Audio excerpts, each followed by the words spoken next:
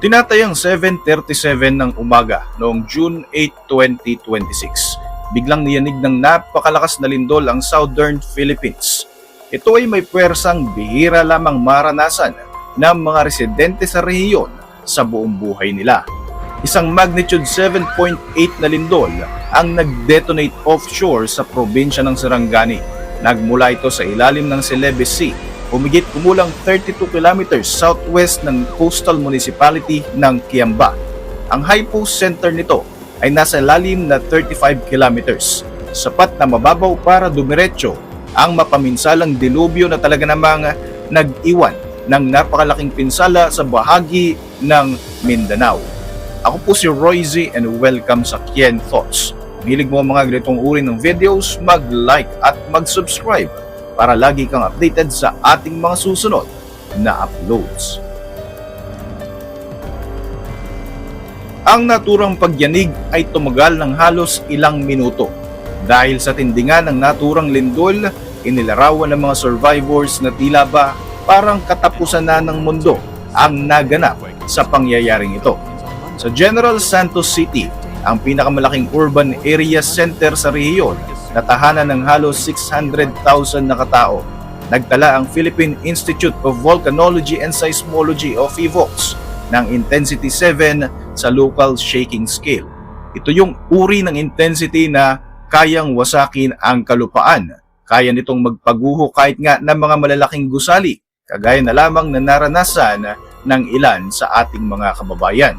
Karamihan nga sa kanila ay napatakbo na lamang sa mga lansangan upang iligtas ang kanilang mga sarili. Sa kalapit na Palimbang at sa ilang bahagi ng Sultan Kudarat, Intensity 6 naman ang naiulat. Naramdaman ang mga tremors daan-daang kilometro ang layo. Umabot pa nga sa Cagayan de Oro sa hilagang bahagi. At umalingaw-ngaw rin ng lampas pa sa mga baybayin ng Mindanao. Sa loob lang ng ilang minuto, na-assess na nga ng Pacific Tsunami Warning Center ang buong bigat ng sitwasyon. Nagpalabas ang ahensya ng isang urgent alert. Ang mga tsunami wave na kasing taas ng 3 metro ay maaaring tumama sa Philippine coastline, habang may mga tsunami alert naman na hanggang 1 meter ang inaasahan sa ilang bahagi ng Indonesia at Malaysia. Hindi lamang limitado sa agarang rehiyon ang naging babala. Ang mga opisyal sa Japan ay nagpalabas din ng precautionary alerts matapos ma-detect ang mas maliliit nga na mga tsunami signs na may sukat na humigit kumulang 1 meter na umaabot sa southern island ng Japanese archipelago. Kasama rin sa mas malawak na wave risk zone ang Palau, Taiwan at Papua New Guinea. Mabilis namang kumilos ang PHIVOLCS. Nag-order ang ahensya ng immediate evacuations sa 9 na probinsya sa Pilipinas. Kabilang rito ang Sarangani, Davao Occidental, South Cotabato, Tawi-Tawi, Sulu, Zamboanga del Sur, Zamboanga del Norte, Basilan at Davao del Sur. Ang mga tao sa coastal areas ay sinabihan din na iwanan ang shoreline at lumipat sa mas matataas na mga lugar o mas malayo sa loob ng danger zone na maaaring idulot ng posibleng tsunami. Inutusan naman ang mga boat owners na ilayo ang kanilang mga sasakyang pandagat mula sa mga daungan. Ang mga barko o mga bangka na nasa dagat na ay pinayuhan namang manatili muna sa malalim na bahagi ng offshore waters hanggang sa mga susunod na abiso. Ang mga coastal communities, na karamihan nga ay mga fishing village na nakatayo sa mga coastal areas, may ilang metro lamang ang taas ng waterline, ay pinaganda rin sa posibleng paparating na sakuna.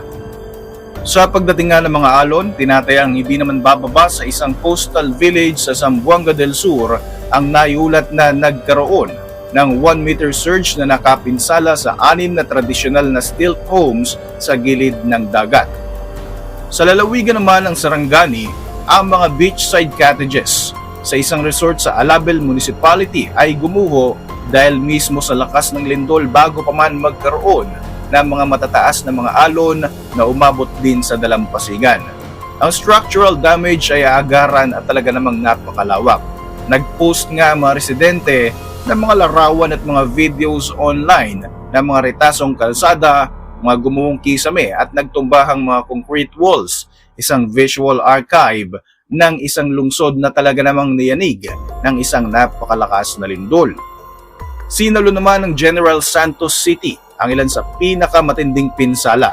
Isang fast food chain pa nga sa city center ang talaga namang gumuho. Ilang bahagi naman ng St. Elizabeth Hospital ang nagtamo ng seryosong structural damage, kaya naman napilitan ng mga staff na mag-evacuate ng kanilang mga pasyente palabas ng gusali at magtayo ng temporary medical operation sa open air. Agad ding ipinadala ang mga tauhan ng Philippine Red Cross para mag-inspect sa Notre Dame of the Jangas University at iba pang mga commercial buildings sa buong lungsod. Pansamantalang itinigil naman ang operasyon sa General Santos International Airport habang sinusuri ng mga otoridad ang runway at terminal infrastructures para sa kaligtasan. Patuloy namang umaakyat ang death toll sa buong Magdamag. Sa mga unang ulat pa lamang ay kumpirmadong may 7 nang nasawi sa General Santos City pa lamang at hindi naman bababa sa 130 na katao ang naitayang nasugatan sa lungsod. Nang bandang tanghali noong parehong araw, itinaas ng Office of Civil Defense ang national figure sa 19 na kumpirmadong nasawi, kung saan idiniin ng mga opisyal na ang numero ay bine-verify pa at ibina-validate pa habang nararating pa nga ng mga rescue team ang ilang mga apektadong mga lugar. Higit sa 200 na mga katao ang naiulat na nasugatan sa apektadong mga probinsya. Binigyan diin ng mga seismologist kung ano ang partikular na nakakabahala sa event na ito. Ito ang pinakamalakas na lindol na tumama sa Pilipinas mula pa noong 1990. Ang bansang Pilipinas ay matatagpuan sa Pacific Ring of Fire, isang geologically hyperactive zone kung saan ang mga tectonic plates ay regular na nagkikiskisan at nagsasagawa ng subduction at nagkakaroon nga ng fracture. Ang Mindanao, ang pangalawang pinakamalaking isla sa buong kapuluan. Ito nga ay nakakaranas na ng paulit-ulit na mapaminsalang mga lindol sa nakalipas na ilang mga dekada. Kaya naman ang mga komunidad dito ay mayroon ng institutional memory pagdating sa disaster response. Ngunit ang isang magnitude 7.8 offshore event na may mababaw na hypocenter malapit sa mga mataong baybayin at may buong tsunami potential ay nagpapakita ng isang senaryo na may pambihira at seryosong sitwasyon. Isang magnitude 6.1 na aftershock naman ang sumunod sa loob ng ilang oras na nagpayanig sa mga napinsala na ring istruktura at nagpabalik sa panik ng mga residente sa mga kalye. Eksakto kung kailan nagsisimula pa lamang sanang bumalik ang ilan para i-inspect ang kanilang mga tahanan.